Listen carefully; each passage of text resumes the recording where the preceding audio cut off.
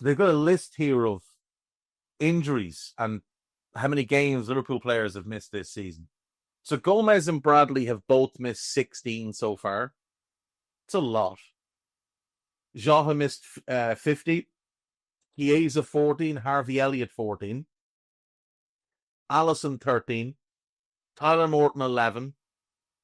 Kanate 8. Costa 6. Curtis and Cody both 4.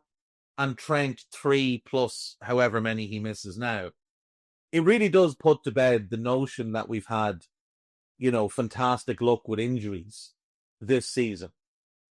And while when you look at that list, it's really only Ali, Ibu, Jota, and Trent who are starters that miss games. When you look at the Arsenal players that have missed games that all the crying is about, well, so many of those missed games are by like Tomiyasu, who's the third choice right back, or Kieran Tierney, who's the fourth choice left back. If they can whinge and cry about them, we can point out that Tyler Morton has missed games. Conor Bradley is a legitimate backup. He's someone that plays regularly for us. Maybe not always as a starter, but he does come off the bench quite a bit. Same with Costas, same with Curtis, same with Cody. And Cody, you could argue, is a starter. But I think when Diaz and Jota, I think, are what the manager prefers. I think he only went away from that because Jota got hurt, which is what allowed Cody to become a regular starter. But Diaz was still starting through the middle. So I do think we've been badly affected by injuries this season. I really do. And I think it's very unfair that there's this media narrative that we've been very fortunate with injuries. Like, that's a lot of players missing games. And even if you just remove Morton, because, let's be honest, he wouldn't be playing regardless. Gomez plays a lot. Bradley plays a lot. Jota plays a lot. Chiesa may well have played if he'd been fit all season. And he might have earned the manager's trust. Elliott's been a regular for a number of years now. Ali is an undeniable first choice. Ibu's an undeniable first choice. Costas, given the fall off in Robbo, potentially could have made left back his own this season. Because there were times where he performed very well and Robertson was playing really poorly. Jones, Gakpo, and Trent, again, they're very important players to us. I hate this narrative that we had all the injury luck this season. Just because we had better injury luck than we did last year when we had historic levels of injuries doesn't mean we've been lucky this year. At all. So Trent, I think, is going to go. There's a lot of talk around Virgil and Mo, obviously. So let's touch on Virgil first. There was a picture or a video that came out after Tuesday night's game of Virgil outside the dressing rooms talking to Al Khalifi, the PSG president, and Luis Campos, their sporting director. And people took this to immediately believe, oh, Virgil's going to go to PSG because rational thought just doesn't exist. It's been reported now, the reason he was talking to them is he went and sought out Luis Campos to apologize for what happened in the tunnel at halftime in the first leg, where Campos was having a big old temper tantrum, and Virgil said to him, "It's not League One now, bro." And Virgil just went to clear all of that up, which is typical of Virgil, entirely above reproach. That he's just a very classy individual. So that's why he was having that conversation. But of course, Virgil did say after the game he doesn't know what's going to happen. I think he probably does, but he's gonna keep it under his hat for now. But it got me thinking about where could Virgil go, and the answer is anywhere. Like, being honest, the answer is anywhere. There is no team on the planet who is not massively improved by bringing in Virgil van Dijk.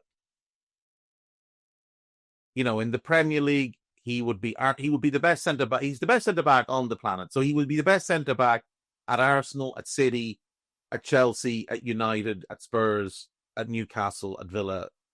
Barely any clubs that could even consider paying his wages. He would massively improve all of them. I don't think if he left, he would go to another English club. I think we could be fairly certain of that. He would hugely improve Bayern Munich. It would be an enormous, enormous upgrade if they replaced any of the centre-backs with Virgil van Dijk. They could afford to pay him what he's looking for, somewhere between 250 and 300,000 a week, plus bonuses. They could absolutely afford to do that. So I do think if he were to leave, that's a possibility. Virgil also cares deeply about winning, and he would win a lot with Bayern. If he went there on a 4-year deal, you're probably looking at 4 league titles.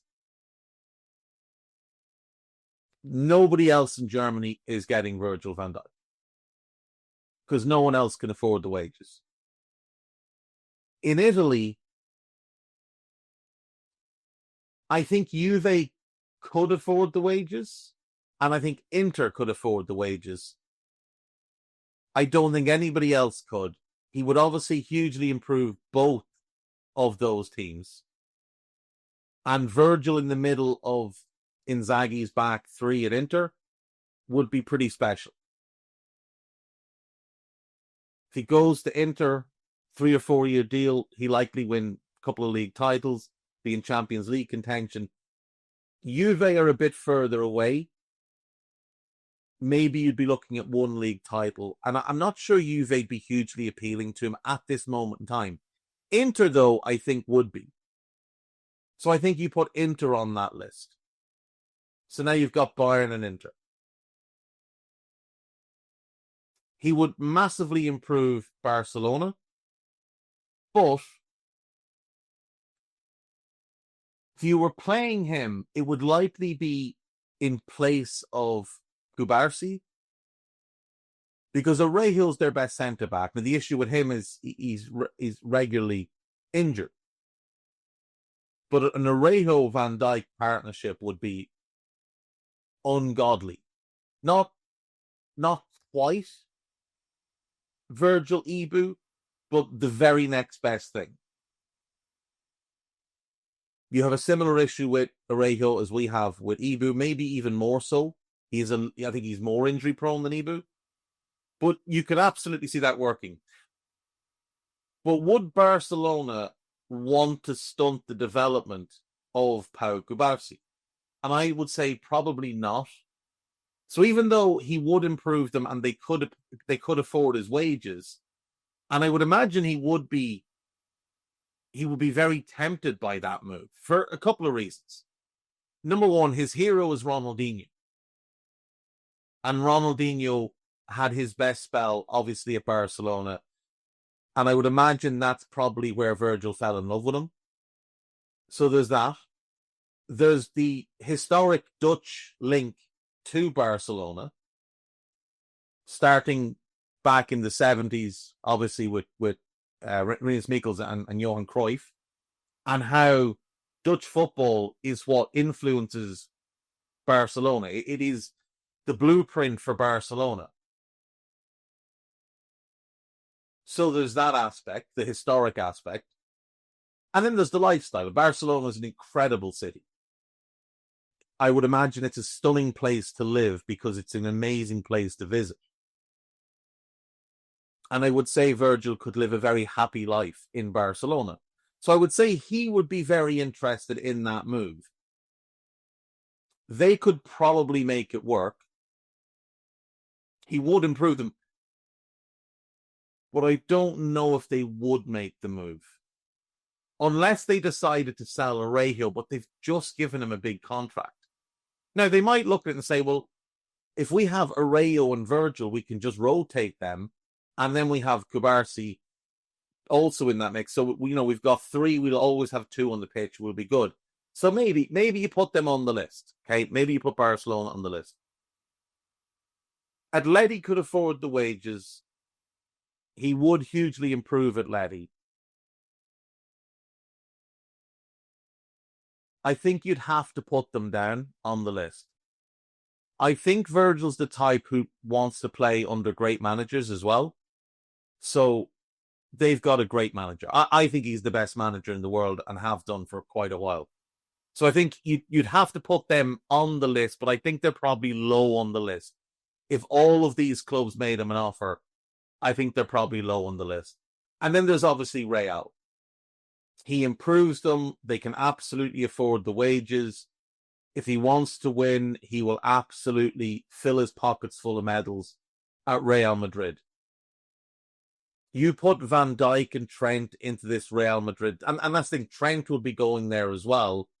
So he'd already have a close mate in the team. He's friendly with Rudiger. I'm pretty sure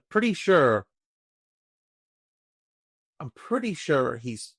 Does he share an agent with someone there as well? I'm pretty sure he does. I'm pretty sure he shares an agent with someone there. So there'd be relationships there already. And I mean, nobody wins like Red. All right, the Reds, it's Jack here, and that was a clip from one of Anfield Index's audio podcasts. If you have enjoyed the video, make sure you do like, share, and subscribe to keep up to date on all things LFC. We record around 100 audio podcasts every month, with our shows featuring match-going fans, top journalists, professional analysts, and even Liverpool legends along the way. With the great Dane himself, Jan Molby, joining us every single week. If you want to listen to all our podcasts for free, head over to anfieldindex.com/podcasts. Our audio shows are available wherever you get your podcasts. Just search Anfield Index.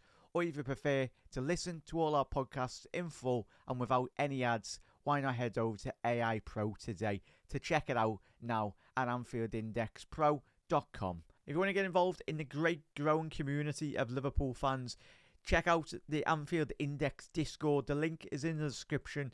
Do get involved with that from Reds around every corner of the globe. For now, Reds, hope you enjoyed this video.